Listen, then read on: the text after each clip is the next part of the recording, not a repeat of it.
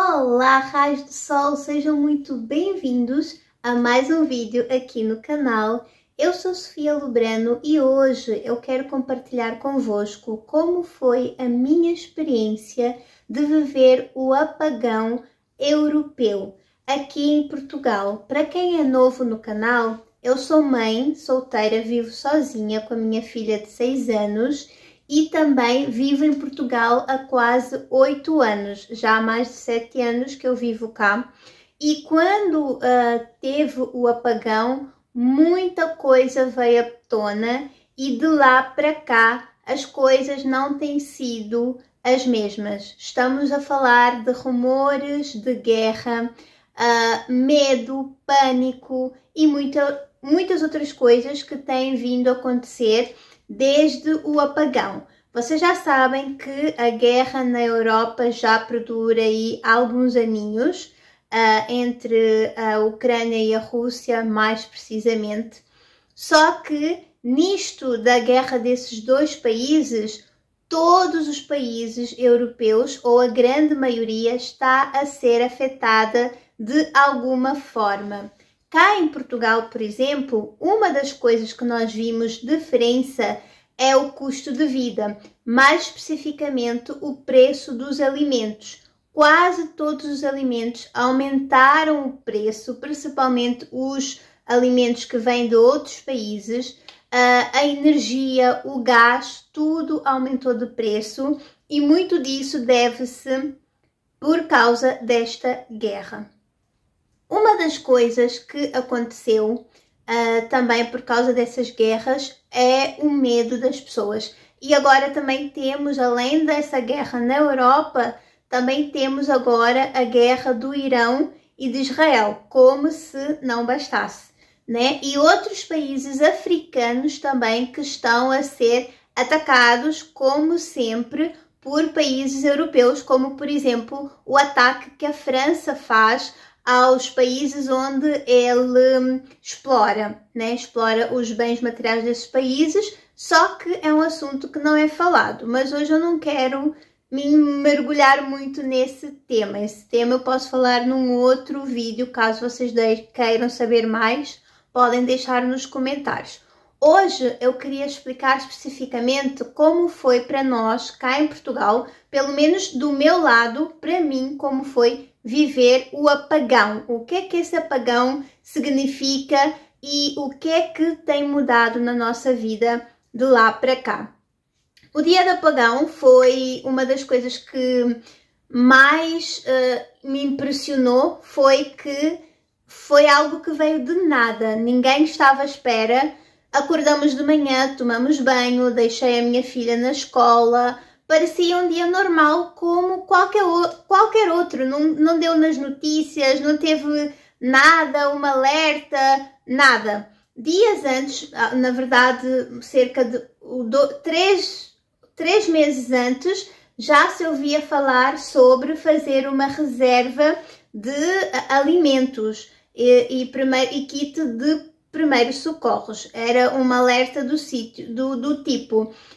tenham em casa alimentos não perecíveis, que são os enlatados, que dê para usarem pelo menos por 5 dias ou uma semana em casa, que se acontecer alguma coisa, vocês não tenham como comprar comida, por exemplo, possam ter água engarrafada que dê para 7 dias, comida enlatada como atum, grão de bico, arroz. Quem usa gás natural, quem usa gás de botija, por exemplo, que é o meu caso, eu ainda uso gás de botija, ter o gás cheio, ter kits de primeiros socorros, medicamentos, por exemplo, aqui nós tomamos muito Benuron, que é como se fosse o paracetamol. Eu acho que o paracetamol é mundialmente mais conhecido esse nome.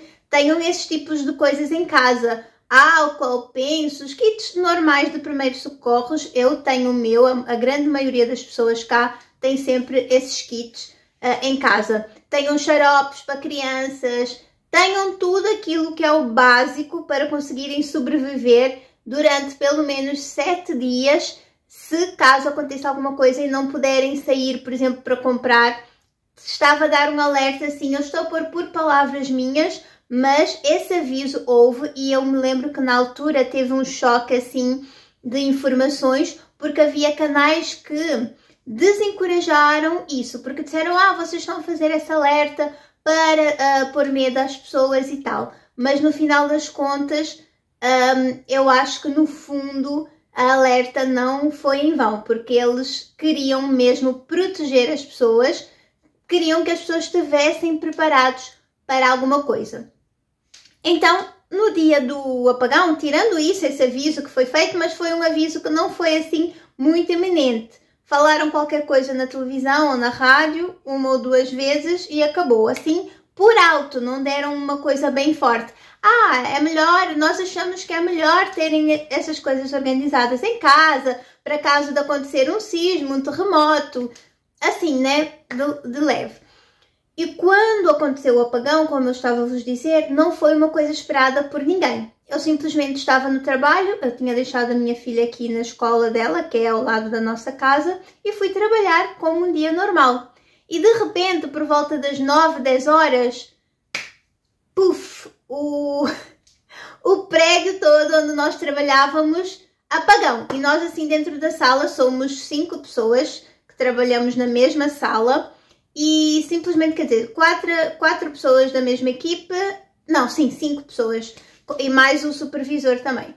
E de repente ficamos todos no escuro, um a olhar para a cara do outro, os computadores desligaram e estávamos simplesmente sem entender nada e percebemos que a outra parte, que é a parte que vai até ao fundo, que é uma outra sala enorme, gigante, tudo escuro, tudo preto, preto, preto. E nós ficamos mesmo na sala que fica ao pé da janela toda. Então temos mais luz a entrar.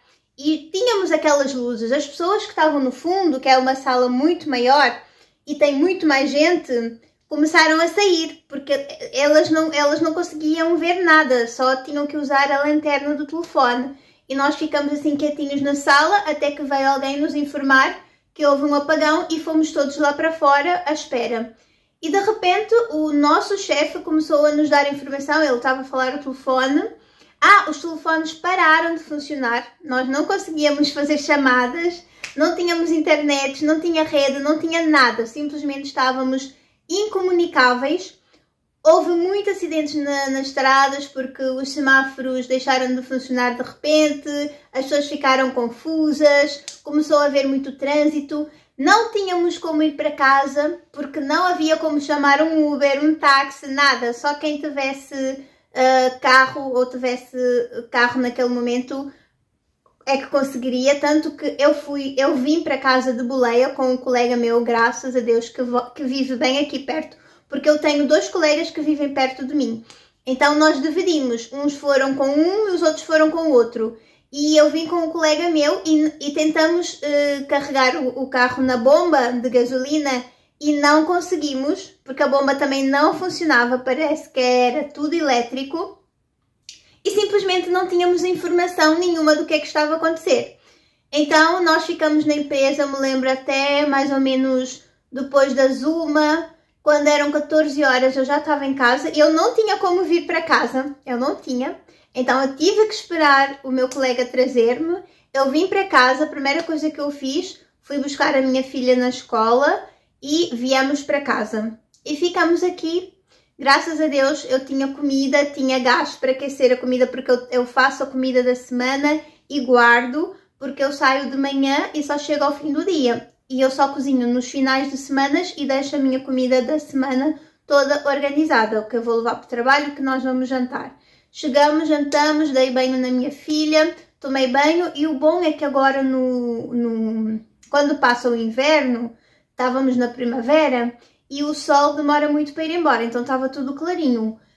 Depois eu disse, filha, a mãe vai contar uma história e nós vamos dormir.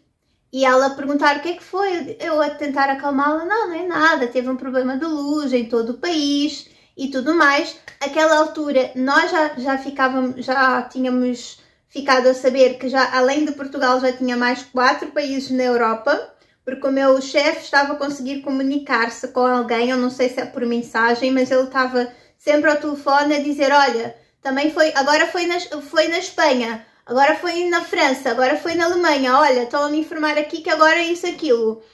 E foi muito assustador, muito assustador. E eu dei graças a Deus porque eu tinha em cash 200 euros em casa. Não é muito, ai, vou sobreviver para sempre com 200 euros, mas já era alguma coisa, porque era um dinheiro que eu estava a guardar para fazer uma coisa. Eu tinha aquele dinheiro à parte no cofrinho aqui de casa, que eu gosto de fazer cofrinhos, quando eu tenho um objetivo assim pequeno para comprar alguma coisinha que eu queira, eu faço isso. Eu disse, ai, graças a Deus, porque eu tinha colegas que não tinham comida em casa, não tinham botija de gás, porque o gás dessas pessoas é o gás embutido, não sei como explicar esse gás, mas não é de botija, é o que já fica na parede da casa e é automático, né? E é elétrico, funciona tudo elétrico. E essas pessoas não tinham comida, não tinham dinheiro, só podiam usar dinheiro em cartão e o multicaixa não funcionava, nada funcionava. Os supermercados funcionaram, tipo, alguns conseguiram funcionar um bocado a mais com geradores até tarde. Eu, inclusive, como eu vinha de Belém, aproveitei, passei no supermercado e trouxe algumas coisas para casa. Trouxe água, que eu gosto de comprar água de garrafa. Trouxe água engarrafada, eu já tinha, trouxe mais uma água de 5 litros. Comprei alguns lanches para minha filha, comprei Nutella e ovo de Páscoa. Eu me lembro que o meu colega começou a rir e disse assim, é o fim do mundo e ela compra ovo de Páscoa. Mas é porque na Páscoa a minha filha estava em casa do pai e eu prometi que quando ela viesse para casa eu ia comprar um ovo de Páscoa para ela. Porque eu fiz aquele jogo de esconder os ovos para ela achar, e sempre que eu prometo alguma coisa para minha filha eu faço. Pode ser o fim do mundo, mas eu faço, e eu fiz, e ela, tanto que ela nem sentiu muito isso, porque eu sempre mantive a calma. E o que é que eu senti quando aconteceu isso? A primeira coisa que eu senti foi o medo das pessoas, o pânico. As pessoas encheram os supermercados, ficou um pânico, uma bagunça, muita gente, as coisas desapareceram muito rápido. Eu fui a pessoa que consegui o último galardão de água, daqueles grandes de 5 litros. Fui eu que comprei o último naquela loja que fica, que é o Lidl, que é um supermercado grande que fica ao lado do escritório onde eu trabalho. Eu aproveitei para trazer. E isso me fez ver a importância de estarmos preparados para essas coisas, tanto que agora eu faço questão de ter aqui em casa sempre essas coisas, ter comida, comida enlatada, ter água a mais, ter sempre coisas a mais, por caso de acontecer alguma coisa, porque assim, gente, enquanto essa guerra não acabar, quer seja pela guerra, ou um sismo, ou um terremoto, uma tempestade, uma doença, nós já tivemos o exemplo da Covid, que também foi um pandemónio.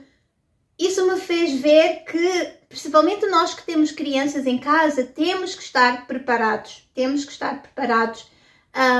E eu depois vou-vos mostrar, se vocês quiserem, deixem muito like e deixem nos comentários, que eu também vou-vos mostrar como é que eu estou a organizar o meu estoque e como é que estamos a gerir isso, porque a verdade é que aquilo foi para mim, eu tenho para mim, como dizem as mães brasileiras, eu tenho para mim que aquilo foi um aviso.